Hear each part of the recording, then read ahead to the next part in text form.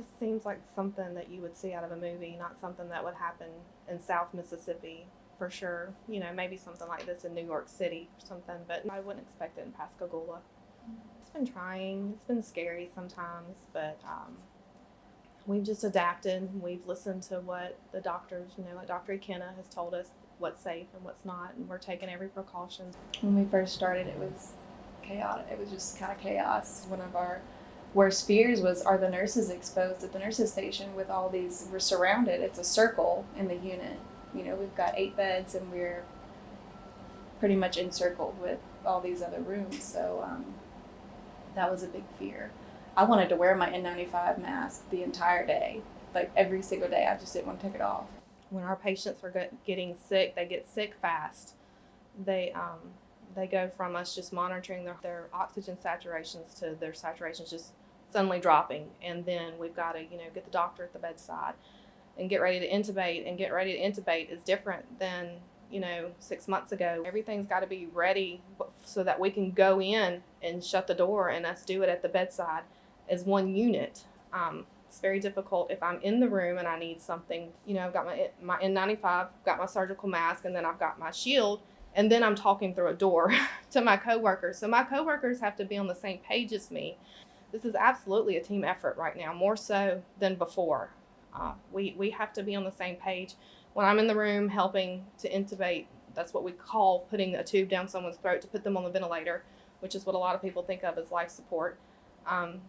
Then I have to have somebody outside the room in case I need something. And we usually, when we need it quick. We are taking care of patients who are talking to us. They're short of breath, but an hour or so later, they're really in distress, and we have to ship them off to the ICU really quickly.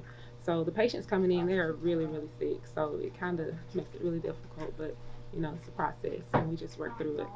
We can have a patient that comes in, they're just originally just short of breath, and then overnight they're running high fevers, they're extremely short of breath, and we're having to ship them to the ICU. But as soon as we're shipping them to ICU, then there's another patient waiting to be admitted. Just that quickly. The turnover is just happening so fast. Patients are sick, they're coming, they're in and out. It just happens just that fast. It's really hard right now, talking to families on the phone, because we don't see anybody anymore. It's just we see our coworkers and we see the patients and doctors, everybody that's helping these people. So they call. We get a lot of calls, a lot of family, and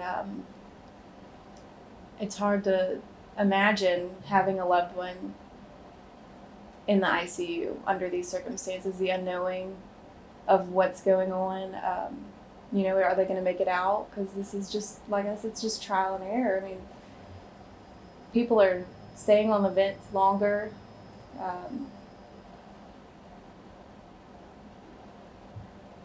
I stay on the phone. I try to talk to the families as much as I can. I tell them to call anytime. I want to let them know everything that I can tell them. It's scary to think that I could take something home to my...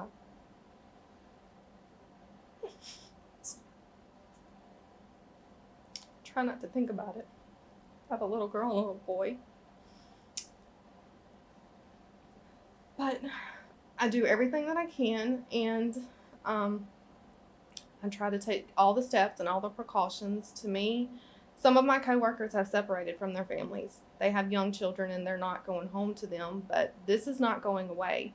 This is going to be here. This is not, we've got 2 or 3 weeks left of this. Right now, I'm being protected. Right now, I have my N95. I have gowns. I have clean gloves. We're not in a situation like New Orleans where they're out in tents in the parking lot. That's a different environment to be in.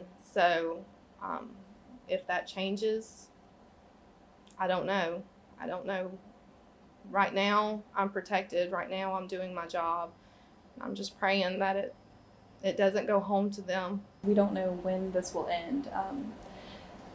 It's just amazing to have people understand, what we're going through. When they can't see, they can't be on the inside and see what's happening.